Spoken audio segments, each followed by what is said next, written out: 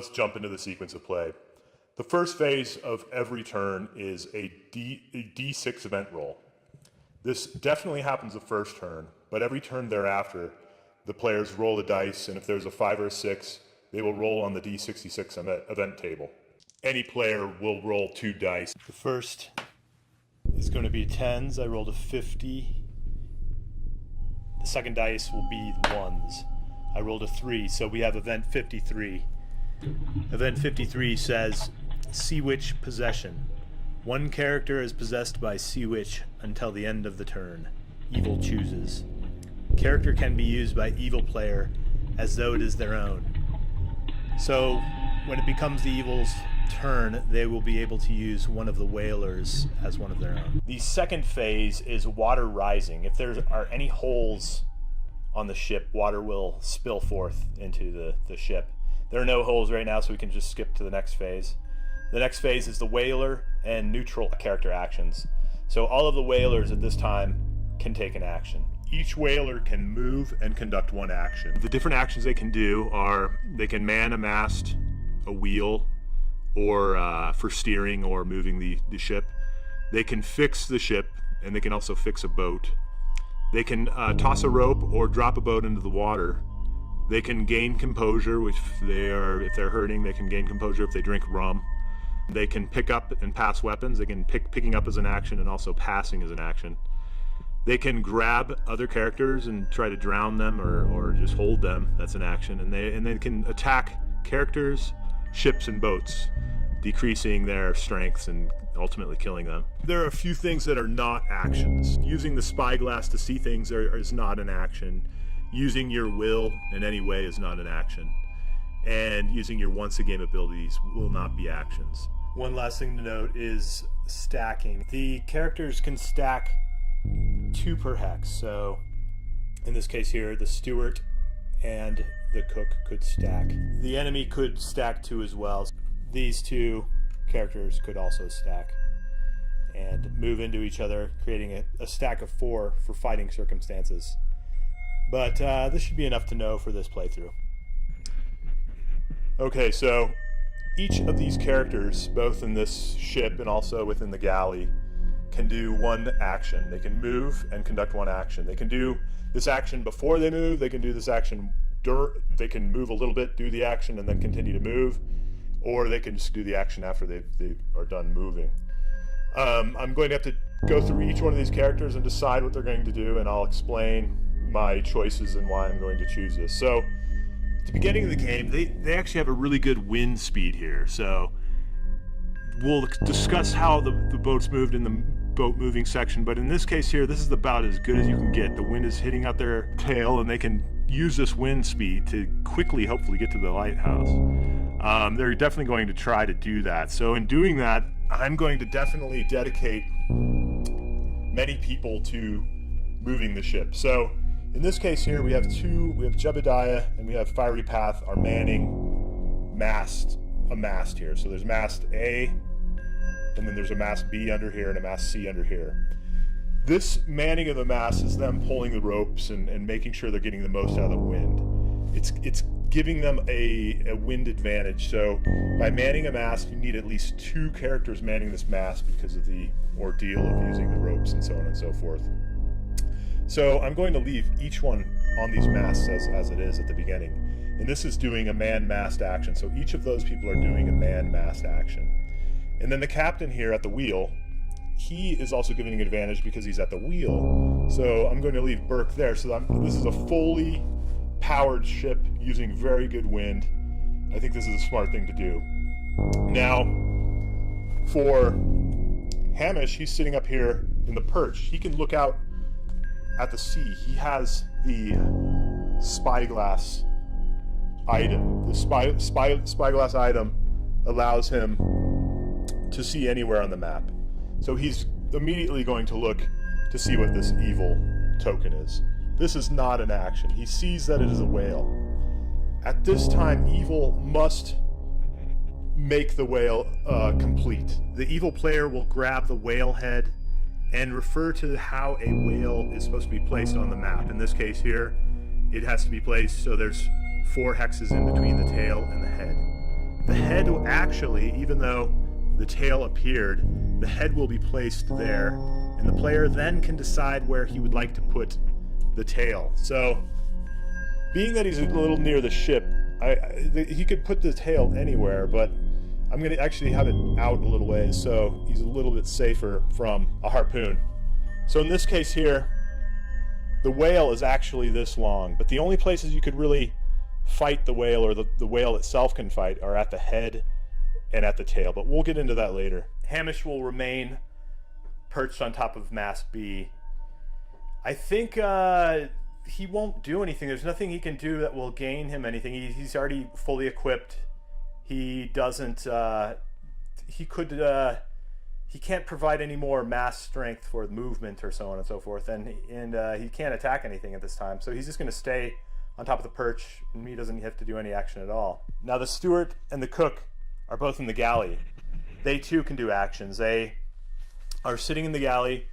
They could equip themselves. Neither of them have a harpoon, so I think what I'll do is I'll bring them up to the deck. These are portals to the deck, so it would take movement to the deck. The steward can move 3, so it's 1, and then bringing it to the deck is 2, and he'll just move over here for 3. Now he, as an action, can pick up a harpoon. I think I'll do the same with the cook. I'll bring the cook above as well, and he too will equip himself with a harpoon. So everyone's conducted an action. Hamish will stay on top of the perch and not do an action, but just stay up there. But they've all conducted actions. Everyone is manning masts. The captain is manning the wheel, and the cook and the steward both grabbed harpoons. So now we will go to the movement phase. In the ship movement phase, there's 3 phases to the movement. There is the adding of the crew and wind speed, the moving the ship direction on the tracks, and then moving everything in the sea based on how the ship moved. In Sea Evil, the ship never moves from the middle of the map. It moves based on the direction tracks, both the north and south track and the east and west track. And that's monitoring where the ship is in the ocean. But the ship will remain in the middle of the map, and things will move around it.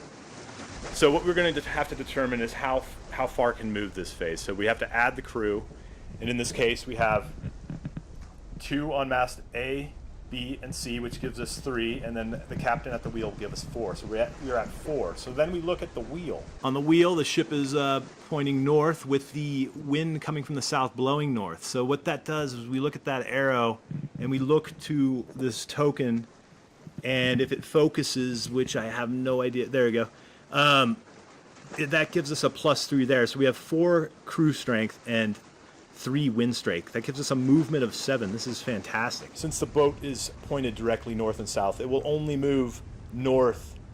It will not be moving east or west. It's moving just north.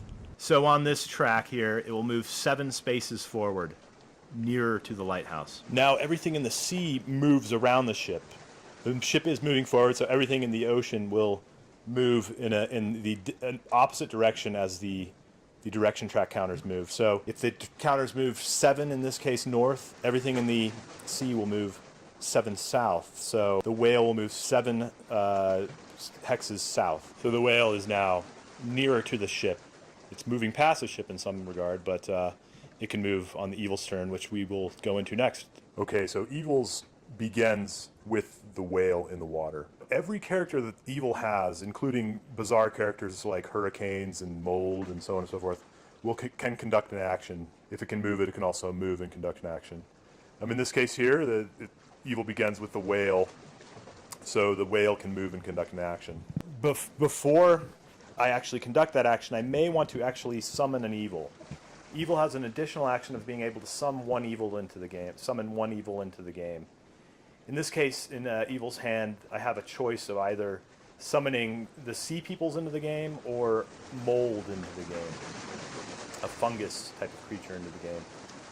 I can do this now. I can do this anytime during Evil's turn. I think I might just do it now, just to figure this out. So I could bring the sea people in, which is a ship of people that will be rather hard for the whalers to deal with, but I actually want to weaken the whalers a little bit first. So I'm going to actually summon the fungus into the game.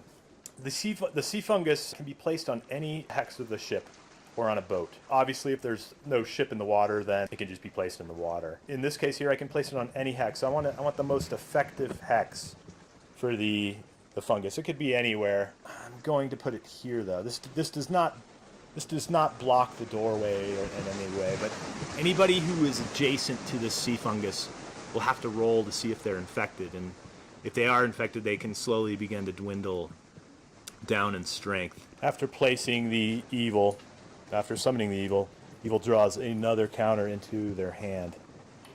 So now there's these two potential options for the next turn, the sea people or the sea crab. All right, so we could do an action for each one of the evils in play. So you can do an action even for an evil that just was summoned into play. So here we'll begin with the sea fungus. The sea fungus is a little unique. It's a creature that you cannot kill, nor can it move once it's placed, so it just sits there for the remainder of the game. What happens is when you conduct the sea fungus as an action, you just go through the entire phase structure of the character sheet. So here, on the fungus's turn, any adjacent character must roll a d6 for infection. If the character becomes infected, you don't need to roll for that character again. It will remain infected. So you would just mark fungus on the character sheet. And then any character that is already affected must roll damage. So if a character already has fungus, they must roll a damage. So I'm going to have to roll an infection roll for each one of these characters. If any of them roll a 6, I'll mark that they're infected. I rolled a d6 for everyone, and Big Jeb did become infected. So Big Jeb will have to roll for damage every turn that the fungus is in place. I rolled a 5 on the damage table, so Big Jeb will lose 2 stats. Now it's also important to note that the player can amputate the fungus infection if they want to. If they do decide to amputate the fungus, they take immediate -5 damage. They are cured, but they can also be infected again. The next evil, the whale, can also move and conduct an action. In this case here, I think the whale will move and hit the boat, cause a hole in the boat. By doing this, the whale is a little bit vulnerable because it's a little bit near a lot of people that have harpoons, so that may not necessarily be good for the whale, but maybe he can get out in time. The whale can move 8 spaces. Its head has a strength of 40. Its tail has a strength of 25. So it's going to brush up against the ship, hitting it with a strength of 40, which will absolutely cause a hole. So it took 4 spaces to hit the side of the ship. Each ship side is 15 strength, so it's absolutely going to hit this. If the ship takes more than 15 damage, then it will definitely get a hole. But both will roll anyway. The ship rolled a 1, so it's a 16, and we'll also have to roll on the 1 table. Versus the whale, which rolled a 4 for a total of 44.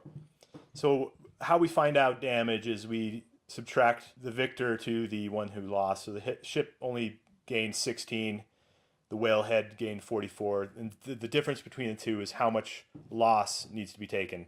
This is absolutely over 15 difference, so the ship absolutely gained a hole. We mark on the ship sheet that there is 1 hole in the ship. During the water rising phase, water will begin to flow onto the ship. The whale has 4 additional movement and will try to move out of the way to stay out of the way of the harpoons.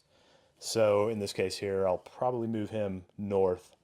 Has to at least be 4 between the two. Another thing, you can bend these things too. So in this case here, you cannot stack these. You can stack the kraken, but in this case here, you cannot stack the whale. So in this here, you can bend them around so it's kind of moving in this sort of direction. But I want to keep this tail out of here. I don't want it to get harpooned. And then also the event said that evil can possess one of the whalers this turn. So I'm looking at a strong whaler. I'll actually use the captain gets possessed, and he's going to attack somebody this turn. Now, in an action, if the captain moves into a hex with 2, he'll have to fight both of those people. So I think, which might not be bad, then the captain can get screwed up. Actually, that might be a good idea. I'm going to actually make him fight the cook.